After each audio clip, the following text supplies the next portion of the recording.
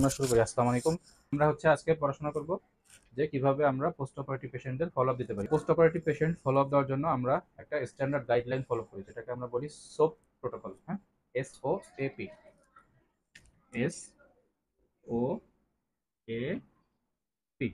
Soap. S for subjective complain. হ্যাঁ, subjective.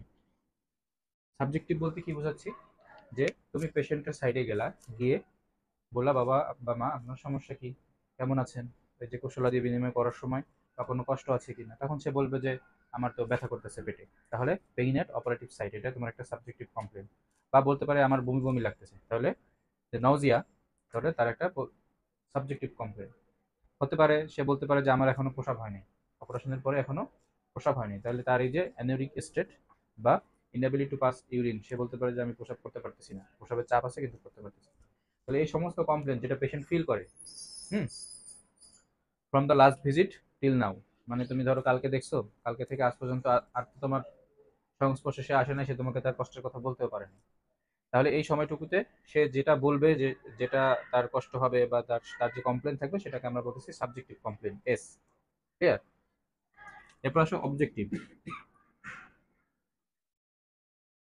Objective এটা মানে কি? এটা মানে যে তুমি পেশেন্টকে যা যা জিনিস দেখবা, তোমার যে জ্ঞান আছে সেই জ্ঞানটা এখন পেশেন্টের উপরে তুমি অ্যাপ্লাই করবা, করে তার বিভিন্ন জিনিস দেখবা। এর মধ্যে একটা হচ্ছে ভাইটালস, আর একটা অ্যাবডোমিনাল এক্সামিনেশন, এবং যদি অ্যাবডোমিনাল অপারেশন হয়, আমরা জেনারেল সার্জারিতে মোস্ট কমনলি অ্যাবডোমিনেই ওটি করি, abdominal examination and chest examination, এই দুইটা হচ্ছে মোস্ট ইম্পর্টেন্ট বিষয়। এবং আর কোনো যদি অ্যাপ্লায়েন্স থাকে, যেমন ড্রেসিং, ড্রেন, ক্যাথেটার, তাহলে সেগুলোর স্ট্যাটাস কি, এগুলো আমাদের অবজেক্টিভের মধ্যে আসবে। তো ভাইটালসের মধ্যে আর কি, পালস, বিপি, রেসপিরেটরি রেট, হ্যাঁ, pulse, BP, respiratory rate, saturation, এগুলো হচ্ছে তোমার ভাইটাল সাইন। আর তোমার অ্যাবডোমিনাল এক্সামিনেশনের মধ্যে অ্যাবডোমেনটা কি সফট নাকি টেন্ডার নাকি ডিসটেন্ডেড, হ্যাঁ, তারপরে তোমার যে ড্রেসিং থাকবে সেটা সোপ নাকি নন সোপ, এই সমস্ত বিষয় তোমার অবজেক্টিভ ফাইন্ডিংস এর মধ্যে আসবে। এরপর আসো অ্যাসেসমেন্ট।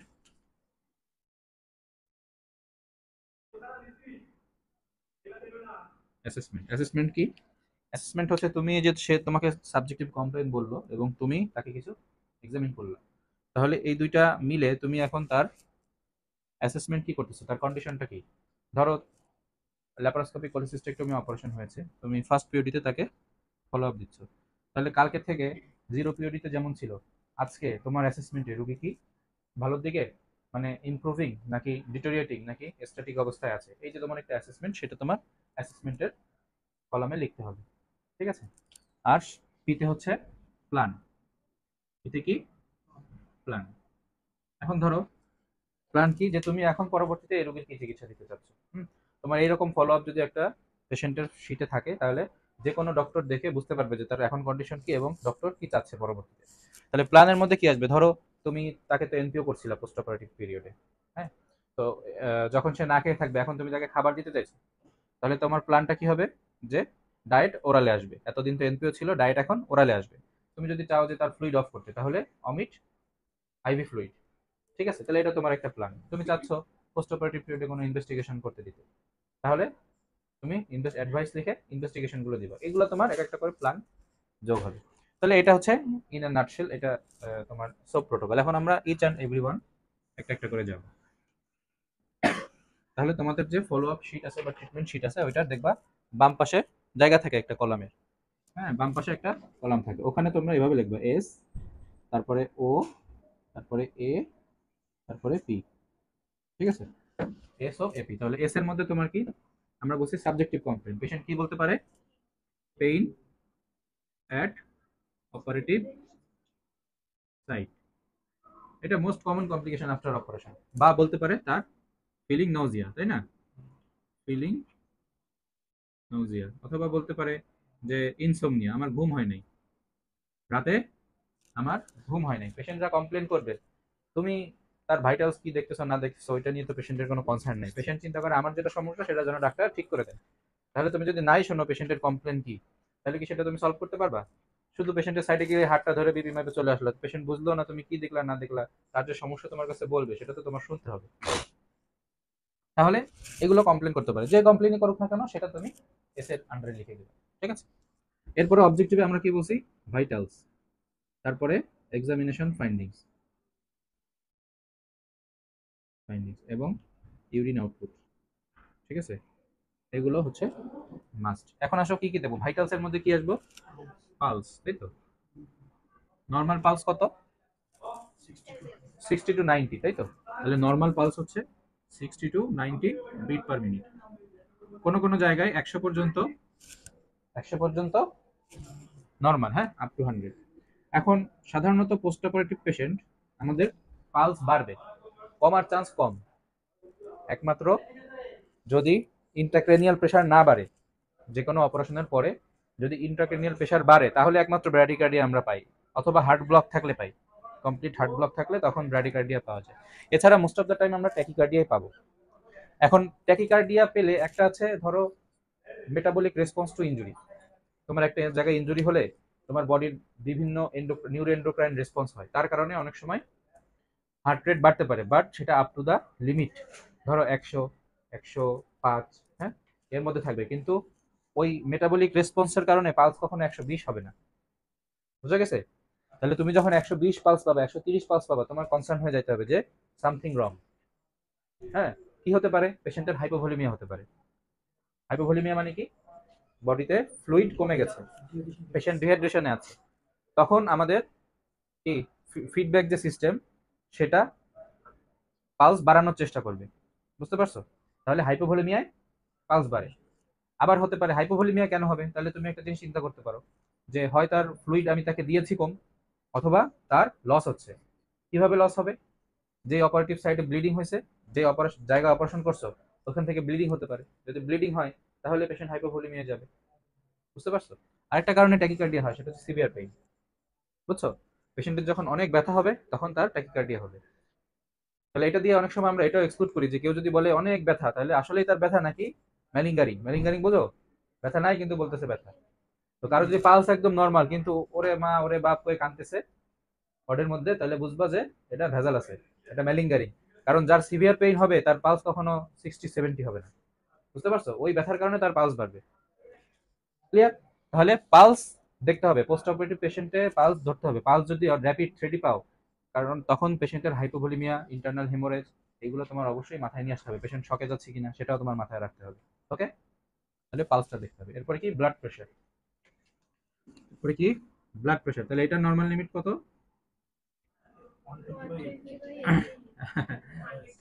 সিস্টোলিক বিপি 90 টু 140, তাই তো। আর ডায়াস্টোলিক ব্লাড প্রেশার 60 টু 90। তাহলে পালস প্রেশার কত, পালস প্রেশার হচ্ছে এসবিপি মাইনাস ডিবিপি, তাহলে যেটা হবে সেটা হচ্ছে পালস প্রেশার। পালস প্রেশার যদি ন্যারো হয় তাহলে আমরা কি শক চিন্তা করতে পারি, হাইপোভলিমিক শক। পালস প্রেশার যদি ওয়াইড হয় মানে বেশি হয় তাহলে আমরা ডিস্ট্রিবিউটিভ শক মনে করি। হ্যাঁ, তাহলে পেশেন্টের প্রেশার যদি কম, ধরো পেশেন্টের প্রেশার আছে সিস্টোলিক বিপি 90, ধরো সিস্টোলিক বিপি আছে 85, ডায়াস্টোলিক বিপি আছে 75, তাহলে পালস প্রেশার কম না বেশি, ওয়াইড না narrow, pulse pressure 85 minus 75 10, narrow pulse pressure. তাহলে এইটা হাইপোভলিমিক শকের দিকে আমি চিন্তা করব। আর যদি দেখো তোমার সিস্টোলিক বিপি আছে ধরো 80, ডায়াস্টোলিক বিপি 30, তাহলে আমি ডিস্ট্রিবিউটিভ শকের কথা চিন্তা করব, বুঝতে পারছো। তাহলে এই জিনিসটা মাথায় রাখতে হবে যে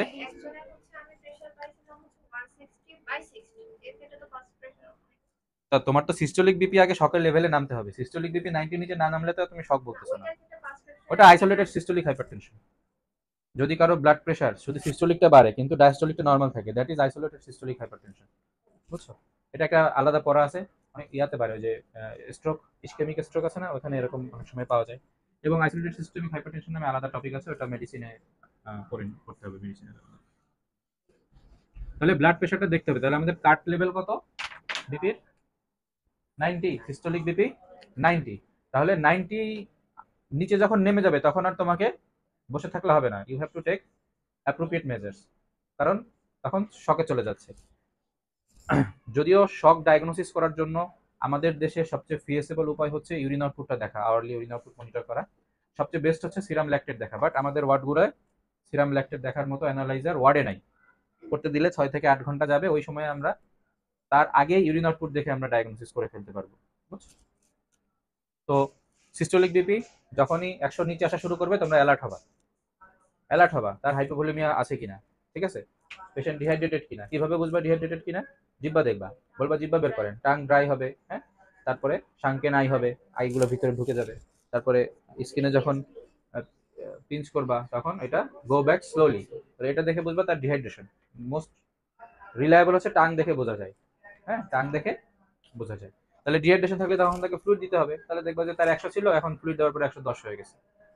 আবার যদি 90 নিচে পাও, তুমি ফলো আপ দিচ্ছ দেখতেছো 90 নিচে, তখন তুমি আর অ্যালার্ট হলে হবে না, তখন টেক অ্যাকশন। দুই হাতে দুইটা আইভি চ্যানেল ওপেন করে দুই হাতে হার্ট সল চালাই দিবা, তারপরে বাকি অ্যাসেসমেন্ট করবা। হ্যাঁ, সকালবেলা এসে দেখতেছো রোগীর ব্লাড প্রেশার 80, আর বসে থাকলে হবে? বসে থাকা যাবে না, বুঝতে পারতেছো তুমি? বসে থাকা যাবে না, তখন দুই হাতে দুইটা হোয়াইট বোর ক্যানুলা ওপেন করতে হবে, 18 সাইজ গ্রিন ক্যানুলা ওপেন করে দুই হাতে তুমি স্যালাইন, আইভি স্যালাইন দিয়ে এরপরে অ্যাসেস করে হাইপোভলিমিক শক, কার্ডিওজেনিক শক, তখন শকের অ্যাসেসমেন্ট করা যাবে, কিন্তু ফার্স্ট কাজটা তোমাকে করে দিতে হবে। তাহলে ব্লাড প্রেশার দেখলাম, তাহলে পালস, বিপি, এরপরে টেম্পারেচার, তাই তো? টেম্পারেচার দেখে বোঝা যায় যে পেশেন্টের কোনো ইনফেকশন হচ্ছে কিনা। এমনিতে পেশেন্টের গা একটু গরম থাকবে, ঠিক আছে, তো 100-র উপরে গেলে তুমি চিন্তা করবা হ্যাঁ তার টেম্পারেচার বাড়ছে, কিন্তু এমনি একটু টেম্পারেচার বেশি থাকে মেটাবলিক রেসপন্স টু ইনজুরির কারণে। হ্যাঁ, তাহলে টেম্পারেচারটা দেখতে হবে। এরপরে রেসপিরেটরি রেট আর স্যাচুরেশন, SpO2। স্যাচুরেশন কি দেখে দেখে, কি দিয়ে দেখে? পালস অক্সিমিটার, সবাই চিনো। কোভিড এর পরে পালস অক্সিমিটার এত অ্যাভেলেবেল হয়েছে যে সবাই এটা জানে।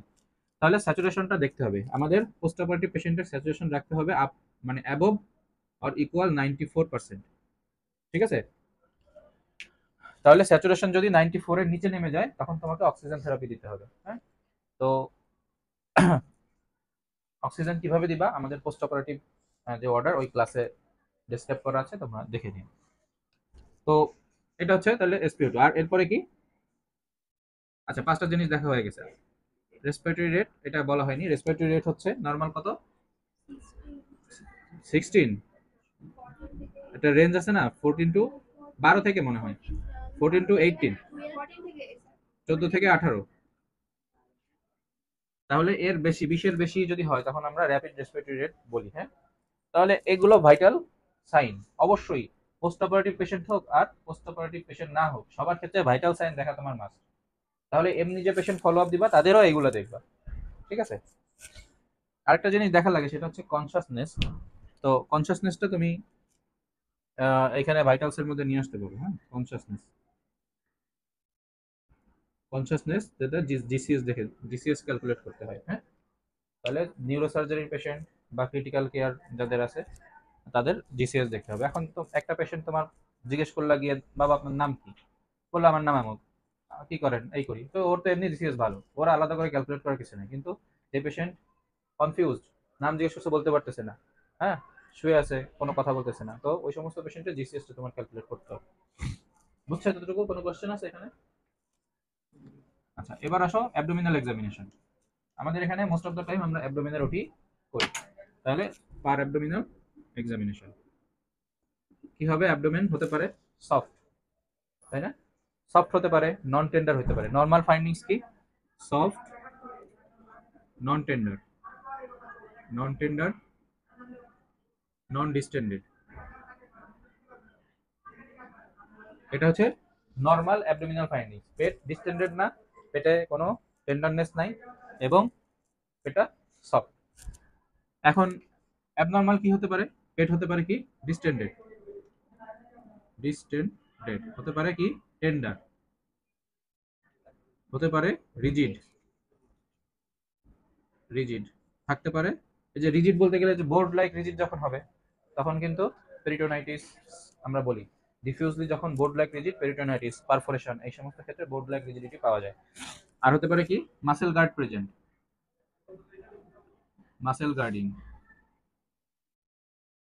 তারপরে কি? বাউল সাউন্ড কেমন? হ্যাঁ, বাউল সাউন্ডটা প্রেজেন্ট নাকি অ্যাবসেন্ট? বাউল সাউন্ড প্রেজেন্ট নাকি অ্যাবসেন্ট? এবং যদিও ফ্লাটাস পাস করছে কি করছে না ওটা অ্যাবডোমিনাল এক্সামিনেশনের মধ্যে না, তারপরেও বাউল সাউন্ডের সাথে ওটাও জেনে রাখতে হবে যে তার ফ্লাটাস পাস করছে কিনা। ঠিক আছে, তাহলে বাউল সাউন্ডের সাথে ফ্লাটাসটা পাস করছে কিনা সেটা আমার জানতে হবে, পেশেন্টের কাছে শুনতে হবে যে কোনো মলদার দিয়ে কোনো বায়ু বাতাস সরছে কিনা, এভাবে জিজ্ঞেস করতে হবে। তো ফ্ল্যাটাস পাস করলে লিখবা পাস্ট, না পাস করলে not past. Baul sound present থাকলে লিখবা প্রেজেন্ট, না থাকলে লিখবা প্রেজেন্ট না। বাউল সাউন্ড অ্যাটলিস্ট 30 সেকেন্ড ধরে দেখতে হয়, ঠিক আছে? পেয়ে গেলে তো পাইলা, আর না পাইলে 30 সেকেন্ড পর্যন্ত অবজার্ভ করতে হয়।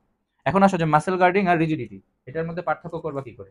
রিজিডিটি তোমার যে কোনো সময় পেশেন্ট হচ্ছে রিজিড থাকবে, বুঝছো? রিজিডিটি কি? যে কোনো সময় পেশেন্টের পেট শক্ত থাকবে, এটা কখনো নরম হবে না। আর মাসেল গার্ডিং হচ্ছে পেট নর্মালি নরম, কিন্তু তুমি যখনই প্রেস করবা, তুমি যখনই প্রেসার ক্রিয়েট করবা বা চাপ দিবা, তখনই পেশেন্ট পেট শক্ত করে ফেলবে। দিস ইজ মাসেল গার্ডিং, ঠিক আছে? ডিউ টু পেইন, তার তো ব্যথা আছে, এই জন্য তোমার পেটে কেউ ব্যথা যদি থাকে, চাপ দিলে দিতে দিবা, তুমি তো পেট শক্ত করে দিবা। This is muscle guarding. আর রিজিডিটি হচ্ছে তোমার চাপার উপর ডিপেন্ড করবে না, ঠিক আছে? তো এমনি পেট শক্ত হয়ে থাকবে ডিউ টু পেরিটোনাইটিস। আচ্ছা, এখন তাহলে অ্যাবডোমিনের এটা বুঝলাম, তাই না? অ্যাবডোমিনের ফাইন্ডিংস, অ্যাবডোমিনটা পালপেট করতে হবে, পেটটা সফট আছে না ডিস্টেন্ডেড আছে, হ্যাঁ, টেন্ডারনেস আছে কিনা এটা পালপেট করতে হবে। এরপরে তোমার হচ্ছে রিজিডিটি আছে কিনা, মাসেল গার্ডিং আছে কিনা, তারপরে স্ট্রেথোটা দিয়ে বাউল সাউন্ডটা দেখতে হবে, বুঝছো? তারপরে শুনতে হবে ফ্ল্যাটাস পাস করছে কিনা, গেল। এরপরে তোমার ওখানে যে ড্রেসিং আছে, ঠিক আছে? অ্যাবডোমিনের ড্রেসিং থাকবে না? তাহলে ধরো এটা তোমার ইনসিশন, এই ইনসিশন লাইনে তোমার,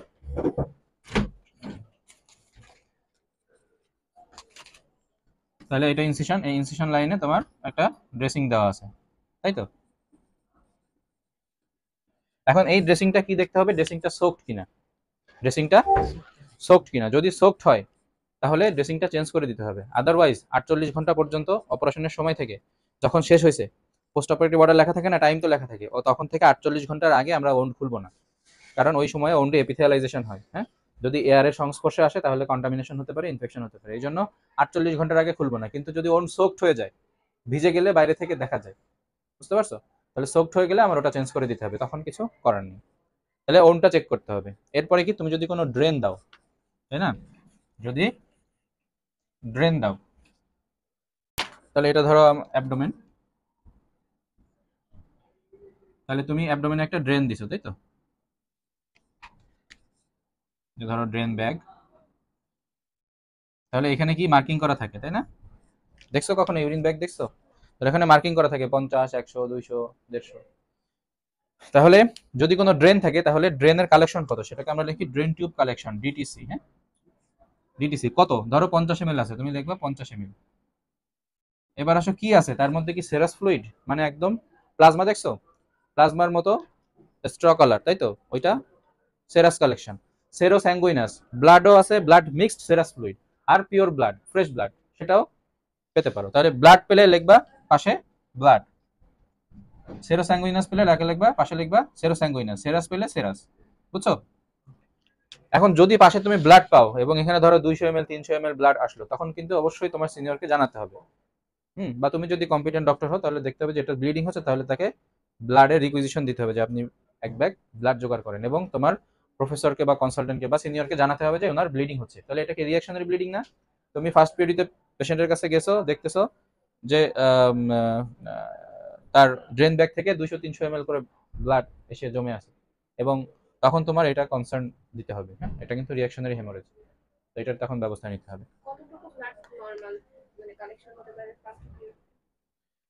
নর্মালের তো কিছু নাই, ব্লিডিং তো হওয়ার কথা না। হ্যাঁ, এখন ব্লিডিং যদি হয়, ধরো ওই রকম ভাবে আমাদের ব্লাড দেওয়া লাগে কখন, যখন 750 ml এর বেশি ব্লাড লস হয়।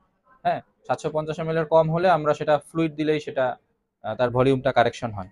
বাট এরকম যদি কোনো ব্লিডিং পয়েন্ট থাকে, পরপর 2 দিন ধরে 3 দিন ধরে তুমি দেখতেছো 500 ml করে আসতেছে, তখন তো তাকে ব্লাড দিতে হবে।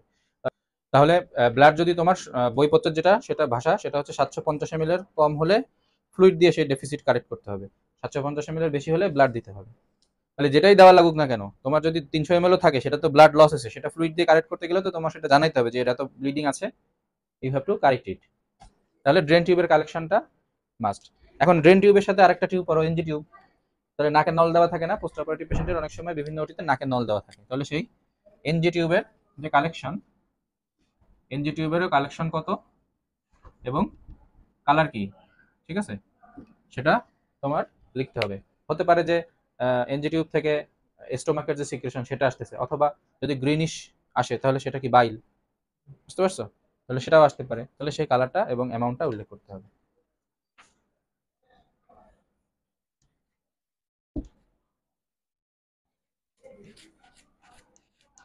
এবং লাস্টে আমরা কি বলছি, ইউরিন আউটপুট। ঠিক আছে, খুবই ইম্পর্টেন্ট, ইউরিন আউটপুট। তাহলে নর্মাল ইউরিন আউটপুট কত? আমরা মিনিমাম বলি যে এইটার নিচে গেলে তখন আমরা অলিগিউরিয়া বলি। কত? 0.5 ml পার কেজি পার আওয়ার। বাচ্চাদের ক্ষেত্রে 0.5 থেকে 1 ml পার কেজি পার আওয়ার। ঠিক আছে, এটা হচ্ছে মিনিমাম আউটপুট। তাহলে ধরো তুমি যদি আমাকে বলতো 30 ml, তাহলে সেটা কি ডাইনামিক হইতো না?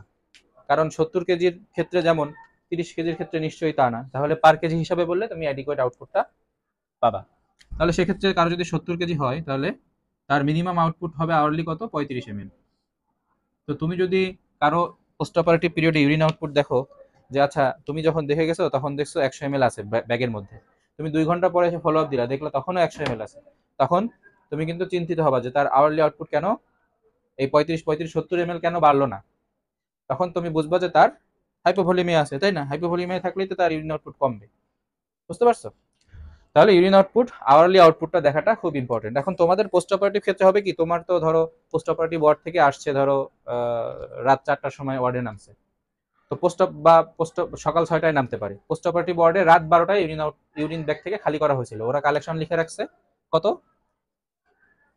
ধরো যে পোস্ট অপারেটিভ ওয়ার্ডে তারা 12টা রাত 12টা AM এ ধরো 300 ml ব্লাড খালি, সরি 300 ml ইউরিন কি খালি করছে। ঠিক আছে,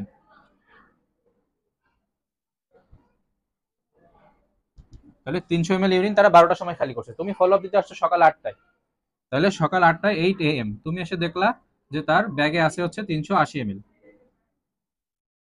এটা তো খালি করা। তাহলে তুমি 8টার সময় এসে দেখলে, তাহলে কত ঘন্টায় 380 ml হলো? এখানে 6 আর 2 8 ঘন্টায়, তাহলে 8 ঘন্টায় 380 ml ভাগ করলে কত আসে? 380 ভাগ 8, 4 8 32, আর এখানে হচ্ছে 6 47, তাহলে 47 ml পার আওয়ার। তাহলে তোমাকে এটা বেড সাইডে ক্যালকুলেট করে লিখে আসতে হবে যে তার hourly output 47 ml per hour. Okay, বুঝতে পারছো? ক্লিয়ার? তাহলে এটা বুঝতে হবে ইউরিন আউটপুটটা। হ্যাঁ, পার আওয়ারে আমার দরকার। আমার তুমি এখন ইউরিন আউটপুট 1200 ml লিখে রাখলা, ধরো 5 দিন ধরে খালি করো নাই, এখন আমার ওই 1200 ml দেখে লাভ আছে? আমি তো বুঝবো না কিছু, আমার আওয়ারলি আউটপুট দরকার। তাহলে লাস্ট কখন খালি করছে আর তুমি এখন দেখতেছো এটার মাঝখানে কত ml আছে, ওইটাকে আওয়ার দিয়ে ভাগ করলে আওয়ারলি আউটপুট বেরোবে, আমার ওইটা জানা দরকার। ওইটা যখন আমি দেখবো নর্মাল, তখন আমি আর ওইটা নিয়ে আউটপুট নিয়ে চিন্তা করবো না। আর তার বডির হাইড্রেশন স্ট্যাটাস নিয়েও আমার চিন্তা নেই যে ইউরিন আউটপুট নর্মাল আছে। আচ্ছা, তাহলে এই হচ্ছে আমাদের, এগুলো দেখতে হবে অবজেক্টিভ অ্যাসেসমেন্ট। তাহলে আমরা প্রথম থেকে যদি বলি, পালস, ও আরেকটা আছে হচ্ছে লাংস, সরি, তো রেসপিরেটরি স্ট্যাটাস, তাই তো? কেন এটা জরুরি? ধরো আপার অ্যাবডোমিনাল সার্জারি, এখানে এটা বেশি হয় যে তোমার ব্যথা হলে স্বাভাবিকভাবেই, কারো কোনো কোনো পেটে ব্যথা হয়েছে না? আমাদের সবারই তো পেটে ব্যথা মাঝে মধ্যে হয়েছে এই বয়সে এসে। তো যখন পেটে ব্যথা হয় তখন কিন্তু আমরা শ্বাসটা তেমন ডিপলি নেই না, শ্যালো ব্রিদিং নেই, তাই না? তাইলে শ্যালো ব্রিদিং নিচ্ছি, তাতে সমস্যাটা কি হচ্ছে? ধরো এটা লাংস, তাহলে তোমার টাইডাল ভলিউম কত লাংসে? 500 ml টাইডাল ভলিউম। মানে কি, আমি এই যে শ্বাস নিচ্ছি ছাড়তেছি, তাহলে যতটুকু এয়ার এই অ্যাক্টিভিটিতে যাচ্ছে সেটা বলতেছি টাইডাল ভলিউম। এখন টাইডাল ভলিউম 500, এর মধ্যে এই যে ট্রাকিয়া এবং ব্রঙ্কাই, এর মধ্যে কিছু তো এয়ার থাকে, থাকে না? ওটা কি অ্যানাটমিক্যাল ডেড স্পেস করছো তোমরা? ওই এয়ার তো পারফিউশনে অংশ নেয় না। পারফিউশন বলতে বোঝাচ্ছে এই যে লাংসের অ্যালভিওলাই গুলো আছে, তাহলে অক্সিজেন এখানে এসে এই ব্লাড স্ট্রিমে যে যাবে অক্সিজেন, সেটাকে আমরা বলতেছি কি পারফিউশন, তাই না? তাই না? তাই তো না, সবাই খালি হ্যালো মানে মাথা ঝুলাইলে হবে? এটাকে বলতেছি ভেন্টিলেশন। ঠিক আছে, তাহলে আমি বাতাস থেকে যে অক্সিজেনটা নিচ্ছি, লাংসের অ্যালভিওলাই যে এক্সচেঞ্জ হচ্ছে, এটাকে বলে ভেন্টিলেশন। আর সেলুলার লেভেলে ধরো এই এই অক্সিজেনেটেড ব্লাডটা হার্টে যাবে, হার্ট থেকে সারা বডিতে যাবে, তাই তো? তাইলে এখান থেকে যাবে হার্টে, হার্ট থেকে যাবে টিস্যুতে, মানে ভেসেল দিয়ে টিস্যুর মধ্যে যাবে। তাহলে এই যে ধরো ব্লাড ভেসেল, এই ভেসেল থেকে যে অক্সিজেন টিস্যুতে যাচ্ছে এবং সেল থেকে অক্সিজেন কার্বন ডাইঅক্সাইড বেরোচ্ছে, এটাকে আমরা বলতেছি পারফিউশন। তাহলে এখানে হয় ভেন্টিলেশন, এখানে হয় পারফিউশন। এখন এই যে ভেন্টিলেশন হবে লাংসে, তাহলে যেই অ্যামাউন্টটা ভেন্টিলেশনে মানে যেই অ্যামাউন্ট অফ এয়ার ভেন্টিলেশনে পারফর্ম মানে আসে, তাহলে এবং কিছু অ্যামাউন্ট আছে ভেন্টিলেশনে আসে না, তাহলে যেটা এই স্পেসে থাকবে trachea ব্রঙ্কাই up to terminal bronchiole, ওই পর্যন্ত তো ওখানে অক্সিজেন এক্সচেঞ্জ হয় না, ওটাকে বলতেছি অ্যানাটমিক্যাল ডেড স্পেস। আর বাকি জায়গা হয়, তাহলে 500 ml থেকে কম আসলো না ভেন্টিলেশনে, ধরো 300 ml এর মতো আসলো। এখন যার হচ্ছে ব্যথা সে তো আরো কমাই দিবে, সে তো শ্বাস নেয়া আরো কমাই দেবে, ডিপ ব্রিদিং নিবে না। তো না নিলে হবে কি, ডেড স্পেসেরটা তো ডেড স্পেস খাই ফেলবে, শেষে ভেন্টিলেশনে যে এয়ারটুকু আসে সেটাও আরো কমে যাবে। এক্ষেত্রে হবে কি, পেশেন্টের স্যাচুরেশন ফল করতে পারে। হ্যাঁ, এবং স্যাচুরেশন ফল করতে পারে। আরেকটা সমস্যা হবে, সেটা হচ্ছে অ্যালভিওলাই গুলো পার্শিয়ালি কলাপসড হবে, অ্যালভিওলাই গুলো পার্শিয়ালি কলাপসড হয়ে যাবে, যেটাকে আমরা বলতেছি অ্যাটেলেক্টাসিস। ঠিক আছে, পোস্ট অপারেটিভ পিরিয়ডে পেশেন্ট দেখবা কাশি হচ্ছে, বলবে যে আমার কাশি হচ্ছে, কাশতেছে, শ্বাসকষ্ট হচ্ছে, তাহলে এটার মোস্ট কমন কজ কি, অ্যাটেলেক্টাসিস। ঠিক আছে, ফার্স্ট পিরিয়ডে পেশেন্টের নিউমোনিয়া হবে না, এটা মাথায় রাখবা। নিউমোনিয়া হইতে তার সময় লাগে, যদি হসপিটাল অ্যাকোয়ার্ড ইনফেকশন হয় সেখান থেকে নিউমোনিয়া হইতে সময় লাগবে। ফার্স্ট পিরিয়ডে যদি সে কাশি শ্বাসকষ্টর কমপ্লেন করে সেটা ডিউ টু অ্যাটেলেক্টাসিস, তখন আমরা পেশেন্টকে কি বলি, বেড সাইডে গিয়ে ফার্স্ট পিরিয়ডে তাকে ব্রিদিং এক্সারসাইজ দিতে হবে, বসায় দিতে হবে, বসায় দিয়ে তাকে শিখাই দিতে হবে আপনি ডিপ ব্রেথ নিবেন আর ছাড়বেন। হ্যাঁ, এবং পিঠে পিঠে এরকম বেবিদের যেমন বার্পিং করে না, তো পিঠে এরকম স্টিমুলেশন দিতে হবে, তাহলে লাং স্টিমুলেশন পাবে। এবং ডিপ ব্রিদিং নিলে মোটামুটি এই দুইটা ব্রিদিং এক্সারসাইজ করাইলে তার ওই অ্যালভিওলাই গুলো আবার এক্সপ্যান্ড করা শুরু করবে, তার কাশিটা কমে যাবে, শ্বাসকষ্ট কমে যাবে। বুঝতে পারছো? তাহলে লাং ফার্স্ট পিরিয়ডে পেশেন্টকে বসায় দিতে হবে, বসায় ব্রিদিং এক্সারসাইজ দিতে হবে, সব পেশেন্টকে এই কাজটা করবা। হ্যাঁ, এবং লাংসের এয়ার এন্ট্রি স্টেথো দিয়ে দুই পাশে এয়ার এন্ট্রি ঠিক আছে কিনা এটা দেখে নিতে হবে, তাহলে লাংসটা চেক করতে হবে।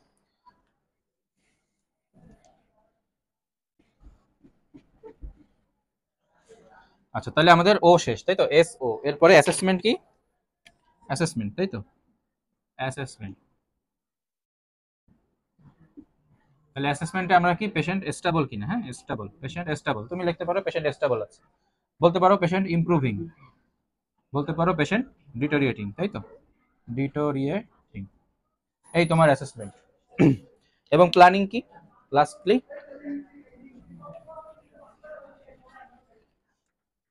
লাস্টে হচ্ছে প্ল্যান, তুমি কি করতে চাচ্ছ, তোমার নেক্সট প্ল্যান কি, তাই তো, প্ল্যানিং, PLANNING।